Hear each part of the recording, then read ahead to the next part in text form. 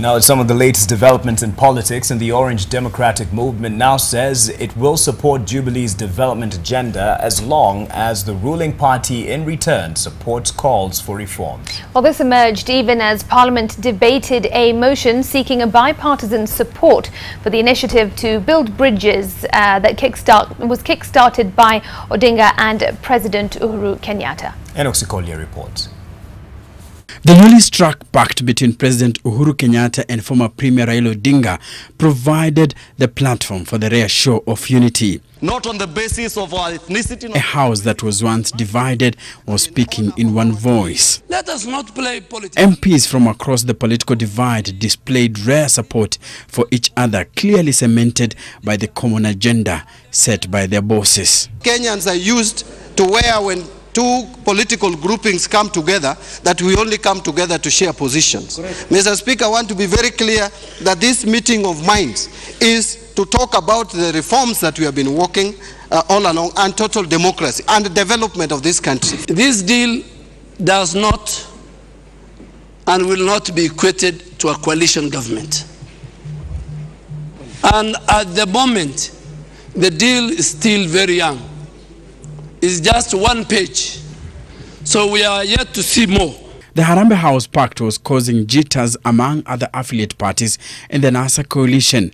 Principals Musalia Mudavadi, Moses Wetangula and Kalonzo Musyoka seemingly questioned the rationale behind Odinga's agreement with Kenyatta without their prior knowledge. I thought on Friday when Uhuru spoke and Raila Odinga, the Right Honorable, spoke, the whole of Kenya spoke. Yes. Speaker, all of Kenya spoke. Speaker, I don't know what the problem is. As chairman of ODM, that ODM has decided not to take any blackmail again going forward. And beginning now, we are not going to accept to take unnecessary blackmail that we can't understand. When the general says you retreat, Mr. Speaker, you retreat. And when the general says, Mr. Speaker, you resist, you resist. When the general says, Mr. Speaker, you hibernate, Mr. Speaker. And when he says dialogue, you dialogue, Mr. Speaker. And Mr. Speaker, the last time I checked in our books and records, the major general that we had in NASA was one Raila Odinga. And these others were lieutenant generals, you know, other low cadre there.